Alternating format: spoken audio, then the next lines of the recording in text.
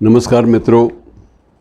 वैसे तो परंपरा का तकाजा यही है कि जब हम संतों को याद करें तो मुद्रा भी संतों जैसी रखें। लेकिन हमारे ये संत जो हैं ये बड़े दार्शनिक किस्म के और चिंतक किस्म के लोग थे। जब हिंदी साहित्य में भक्ति काल पढ़ाया जाता है या भक्ति काल का जिक्र होता है, चर्चा होती है, तब चार नाम ऐसे हैं जिनको किसी भी ढंग से आप एक को भी कम नहीं बता सकते दूसरे से। अब कबीर इनमें से सबसे ज़्यादा चर्चा में इसलिए भी रहे कि उनके सरोकार अलग अलग तरह के और अलग अलग दिशाओं से जुड़े हुए थे। मसलन सामाजिक सरोकार उनके लिए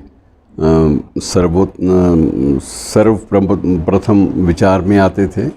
सामाजिक सरोकारों के अलावा उन्होंने हठ योग साधना के बारे में सिर्फ कबीर ने ही पहल कदमी की और कबीर ने ही बहुत कुछ दिया, जबकि सूरदास और तुलसीदास की भक्ति बिल्कुल अलग किस्म की थी, मीरा की भक्ति अलग किस्म की थी।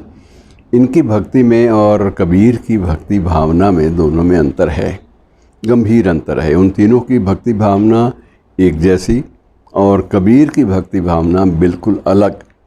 कबीर की भक्ति भावना में हठ योग का उल्लेख है, लेकिन बाकी तीनों संत कवियों भक्ति काल के तीन शिखरों के विषय में ये हठ योग नाम की चीज़ उनके आसपास नहीं फटकती। वो समर्पित भाव से अपने इष्ट को और अपने जो केंद्र में सत्ता आध्यात्मिक उनके जहन में बैठी हुई है, उस आध्यात्मिक सत्ता के प्रति समर्पित रहते हैं। उन्हें बाकी दुनिया से या बाकी विषयों से कुछ भी लेना देना नहीं है। आचार्य रामचंद्र शुक्ल एक ऐसे ख़तरनाक किस्म के आलोचक हुए हैं मित्रों। उन्होंने जो कह दिया वो आज तक स्थापित सत्य मान लिया गया। उदाहरण के लिए मैं आपको बता दूं कि उन्होंने एक बार एक कवि केशव के बारे में ये कह दिया कि केशव की कविता, उसकी विशालता से तो इनकार नहीं हो सकता, लेकिन वो कविता को देखकर ऐसा लगता है कि ये केशव जो है ये कठिन काव्य का प्रेत है। कठिन काव्य का प्रेत, ये एक मुहावरा बन गया और ये केशव के पक्ष में लिखने वालों की भी भरमार है। लेकिन इस मुहावरे का सही मानों में खंडन विखंडन हो ही नहीं पाया। और अब भी जब चर्चा चलती है समीक्षा शास्त्र के क्षेत्र में, तो केशव को सिद्ध करिए कि केशव कठिन काव्य का प्रेत था, या सिद्ध करिए कि केशव कठिन काव्य का प्रेत नहीं था। मेरा मतलब कहने का यह है कि आचार्य शुक्ल ने जो कह दिया वो अंतिम सत्य, और आचार्य शुक्ल ने कबीर को बिल्कुल अलग से स्थान दिया और उनके विषय में ज़्यादा विस्तार पूर्वक लिखा और इन तीनों चारों को अलग रखा। उनका एक दोहा है कि सूर सूर तुलसी शशि, अर्थात सूरदास जो हैं वो तो सूर्य हैं और तुलसी जो हैं वो चंद्रमा हैं। सूर सूर तुलसी शशि उडगुन केशव दास, और केशव कवि जो हैं वो एक जुगनू हैं। और अब के कवि या शेष कवि खद्योत्सम, उडगुन का मतलब ये है कि थोड़े छोटे छोटे तारे हैं। मैं क्षमा कीजिएगा, मैं उसको जुगनू कह बैठा, तो तारे हैं उडगुन। और अब के कवि खद्योत्सम या शेष कवि खद्योत्सम भी कहा जाता है कि शेष कवि खद्योत्सम, खद्योत का मतलब जुगनू, कि शेष कवि खद्योत्सम इत उत करत प्रकाश। ये उनका एक दोहा, उन्होंने इस दोहे का उल्लेख किया है, आचार्य शुक्ल ने रचा नहीं है, लेकिन उस समय जो प्रचलित दोहा था उसका जिक्र किया है, चर्चा की है और इसे प्रासंगिक बताया है। कबीर को उस दोहे में स्थान नहीं दिया गया क्योंकि कबीर का ये माना गया कि उनका महत्व, उनके बारे में उनका जो कैनवस था लिखने का, उनका जो एक पूरा का पूरा जो अवधारणा थी विषयों की, जिन विषयों पर उन्होंने लिखा, उन्होंने अपनी बात कही, संदेश किया, वो ज़्यादातर सामाजिक सरोकारों से जुड़ी हुई थी और उन्होंने कभी भी एक पक्ष को लेकर कुछ नहीं कहा। वो कहीं सूफी बन जाते हैं, कहीं राम मार्गी, कहीं निर्गुण मार्गी, कभी कृष्ण मार्गी। ये अलग अलग सारे के सारे जो धाराएं उस काल की थी, उनका कहीं ना कहीं उल्लेख कबीर के काव्य में मिल जाता है। मित्रों, वैसे मैं आपको थोड़ा सा जानकारी ये बांटने के लिए कह रहा हूँ कि उस वक्त मुख्य रूप से दो स्कूल ऑफ थॉट, दो स्कूल ऑफ पोइट्री थे, दो धाराएं थी, एक निर्गुण, एक सगुण। सगुन में भी आगे दो धाराएं थी, एक कृष्ण मार्गी और दूसरी राम मार्गी। और जो निर्गुण थे उसमें भी दो धाराएं थी, एक कबीर वाली और दूसरी जायसी वाली, सूफ़ी, जिसमें कवि सारे के सारे उसमें आते हैं। जायसी हैं, कुतुबुन हैं, मंझन हैं, ये सारे के सारे उसमें आ जाते हैं।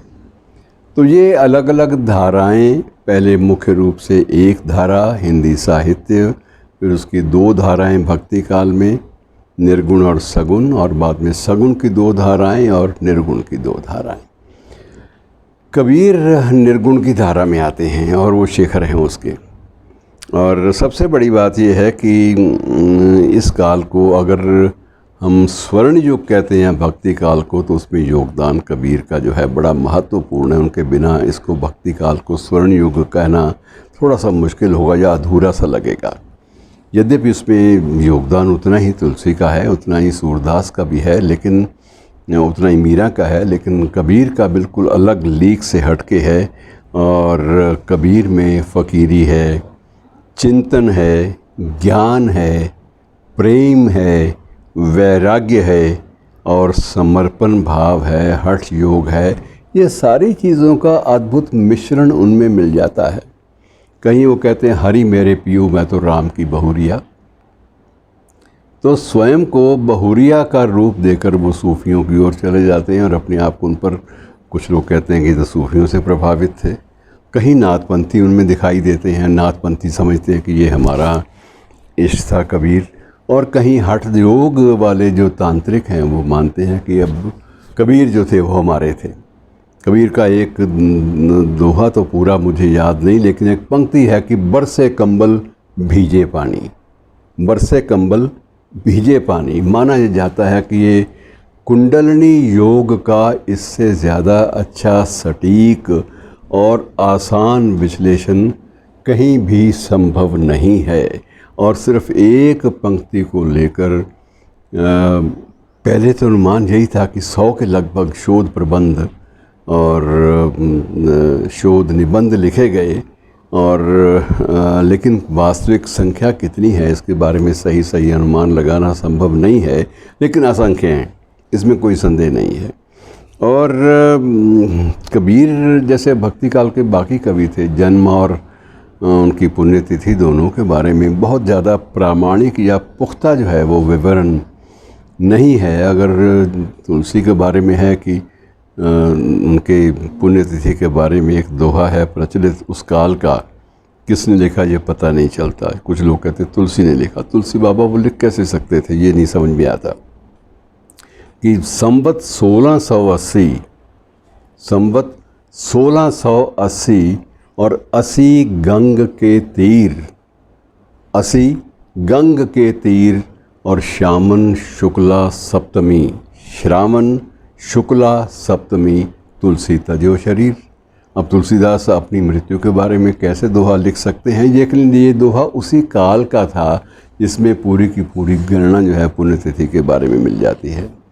एक बात पर विद्वान सारे सहमत हैं कि इनमें कबीर सर्वाधिक उम्र जिए, और वो कुल मिलाकर जो स्वीकार्य उनके बारे में तथ्य यही माना जाता है कि उनका जो जन्म है वो संवत 1456 में हुआ था और दिवंगत हुए 1575 के बाद, और कुल मिलाकर 119 वर्ष तक सक्रिय जीवन वो जीते रहे। तो ये मतलब एक बहुत अजीब और अद्भुत और प्रेरक पात्र के रूप में हमारे सामने आते हैं। उनका दर्शन जो है वो चर्चा का विषय बना रहा है और बना रहेगा। धन्यवाद।